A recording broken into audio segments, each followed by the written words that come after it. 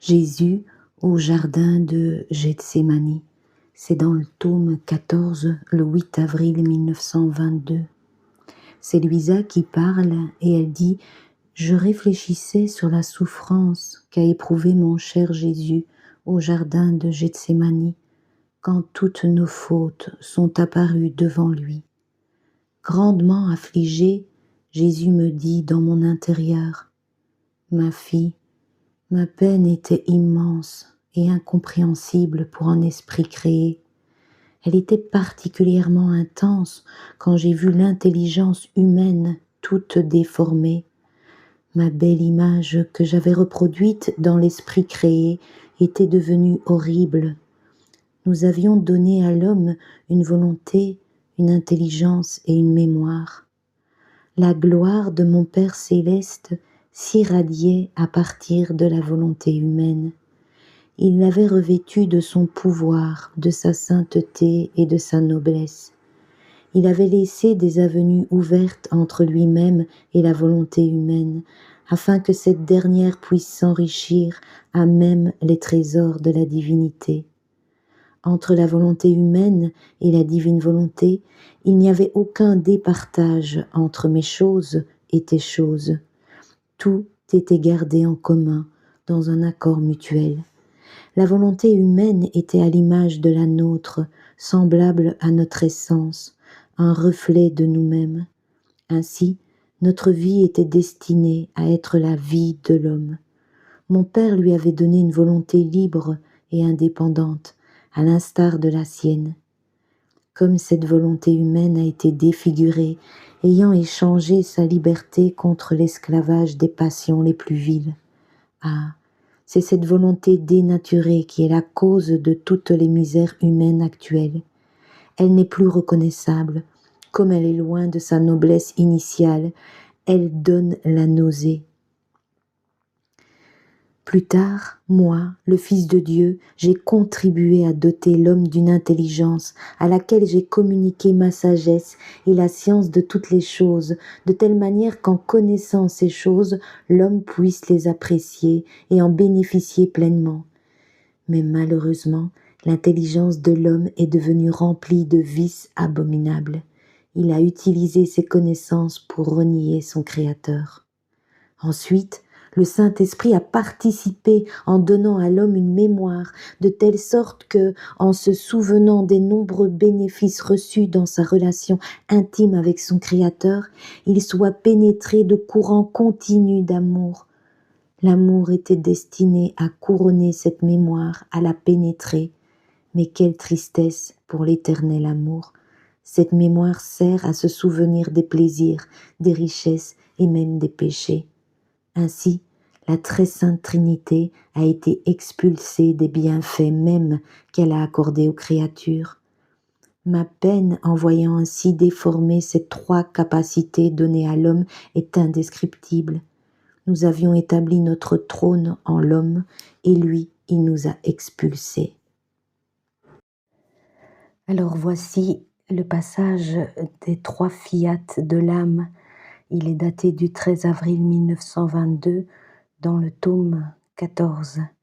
C'est Louisa qui parle et elle dit « Mon toujours aimable Jésus m'appela par mon nom et me dit « Louisa, fille de ma volonté, veux-tu vivre toujours dans ma volonté ?» Je répondis « Oui, ô Jésus !» Il reprit « Mais veux-tu vraiment vivre dans ma volonté ?» Je répondis « Vraiment, mon amour. De plus, je ne reconnaîtrai aucune autre volonté. Je ne m'y adapterai pas. » Jésus dit de nouveau « Mais es-tu certaine de le vouloir ?» Me sentant confuse et presque craintive, j'ajoutai « Jésus, ma vie, tu me fais peur avec tes questions. Explique-toi plus clairement. Je te réponds avec certitude, mais je compte toujours sur ta force et sur l'aide de ta volonté, laquelle m'enveloppe si bien que je ne peux vivre autrement qu'en elle. » Il poussa un soupir de soulagement et continua. « comme tes 3 affirmations me réjouissent. Ne crains pas, elles ne constituent que des confirmations, afin qu'en toi soit scellée d'un triple sceau la volonté des 3 personnes divines.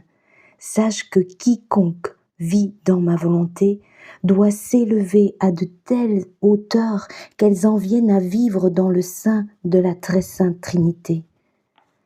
Ta vie et la nôtre doivent ne faire qu'un. Il est nécessaire que tu saches où tu en es et en quelle compagnie tu es.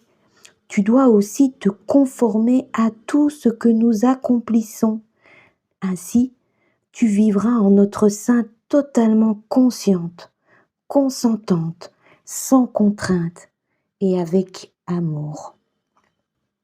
Étant dans notre sein, ceux qui vivent dans notre volonté doivent être des copies de nous-mêmes, travailler conjointement avec nous, laisser émaner d'eux-mêmes des répliques de nous-mêmes afin de remplir toute la terre et le ciel.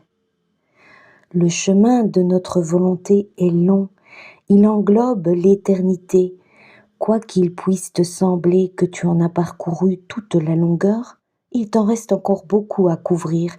Tu as beaucoup à recevoir de nous, afin que tu apprennes nos façons de faire et que tu sois une bonne première copie des âmes qui vivent dans notre volonté. Il s'agit du travail le plus important que nous devons effectuer en toi.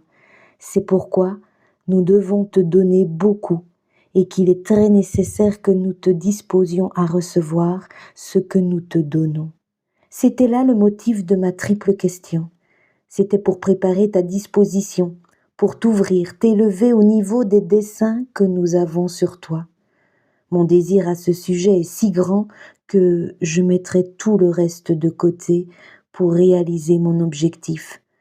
Par conséquent, sois attentive et reste-moi fidèle.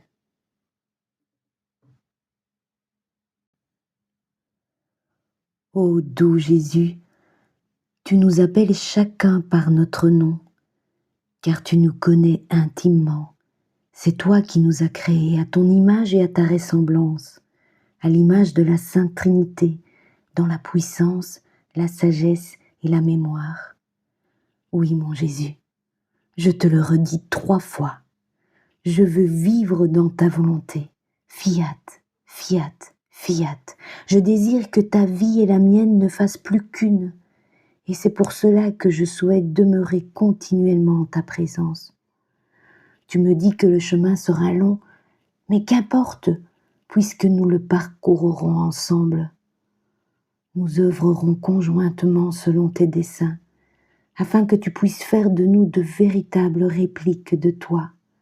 Ô mon Dieu 3 fois saint, tu déposes en nos cœurs un désir si ardent de vivre dans ta volonté que nous aussi nous voulons tout laisser de côté pour te suivre. Nous te demandons la grâce d'être attentifs, persévérants et fidèles jusqu'au bout. Amen. Fiat.